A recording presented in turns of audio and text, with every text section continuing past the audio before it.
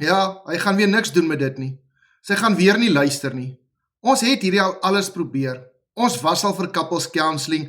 Het gaan net weer 'n mors van tyd en geld wees.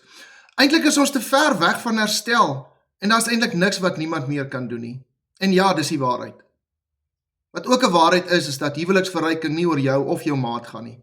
Dit gaan oor jou huwelik. Dit gaan nie oor wat jy uit dit kan kry nie, maar hoe dit die huwelik kan bou en laat groei. Baie maal is couples vegfoos en magteloos omdat jy voel jy het alles probeer en niks werk nie, niks verander nie. Ek weet, dit is 'n baie sleg plek om te wees.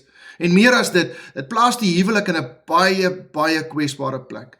En jy mis daardie sorgelose dae waar liefde maklik was en gesprekke vol excitement was. En dalk sal jy nie weer by daardie plek uitkom nie. Want jy's anders. Jou verwagting en doelwitte is anders.